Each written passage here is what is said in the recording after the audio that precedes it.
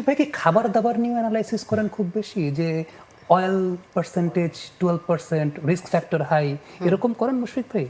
ও তো না খেয়ে থাকতে পারলে বাঁচে।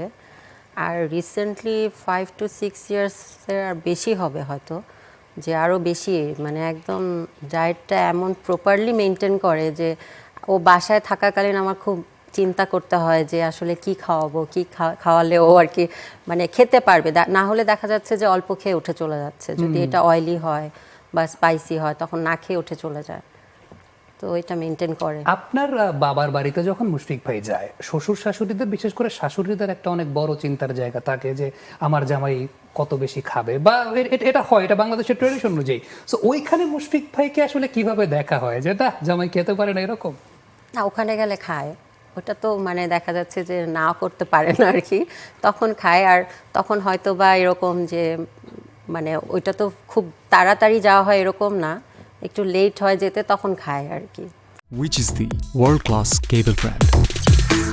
Walton Cables, নিরাপদ আগামী সংযোগ। খাবারের বিষয়ে আমাদের রিয়াদ ভাইয়ের একটা কোয়েশ্চেন আছে আপনার কাছে। শুধুমাত্র রিয়াদ ভাই না, আমাদের আঙ্কেলও একটা মন্তব্য দিয়েছেন, আমরা একটু দেখে আসতে চাই যে আসলে রিয়াদ ভাইয়ের কোয়েশ্চেনটা কি, বা আঙ্কেল কি বলেছেন মুশফিক ভাইয়ের খাবার দাবারের বিষয়টা নিয়ে, কার কি কি আফসোস আছে সেই জায়গাটাতে একটু দেখবো। না, এটা হলো যে ওরে যখন আমরা 2000 সালে বিকেএসপিতে ভর্তি করায় দেই, সেই সময় ওই ওদের যখন সামার বা উইন্টারে ভ্যাকেশন হয়, তখন আমাদেরকে একটা লম্বা একটা তালিকা তো হাতে দিয়ে দেয়, এইভাবে থাকবে, এই খাবে, 15 দিন পর ডাক্তারে চেক আপ করাবেন, তার রিপোর্ট সঙ্গে দিবেন।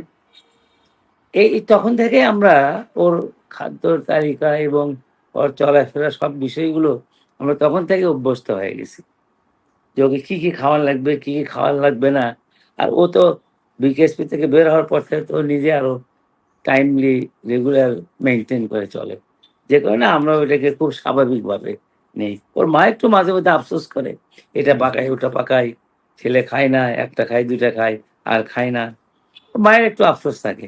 ক্লিয়ার, আমরা খুব স্বাভাবিক ধরে নিছি যে ওর ফিটনেসের জন্য ও যেটা করবে, যে কষ্টই করুক, সেটা ওর কাজে লাগবে। রিয়াদ ভাইয়ের একটা কোয়েশ্চেন ছিল, সেই কোয়েশ্চেনটা একটু দেখে আসতে চাই যে রিয়াদ ভাই মুশফিক ভাইয়ের প্রতি কি কোয়েশ্চেন রেখেছেন। ওর খাওয়া দাওয়ার এটা একটু মানে ওর পছন্দ মতো সে খাবে আর কি। যেমন ও যেগুলো লাইক করে, আমি জানি যে ও আইসক্রিম লাইক করে, তো সে কবে আইসক্রিম খাবে সেটা আমি জানতে চাই। মুশফিক ভাই কবে আইসক্রিম খাবেন?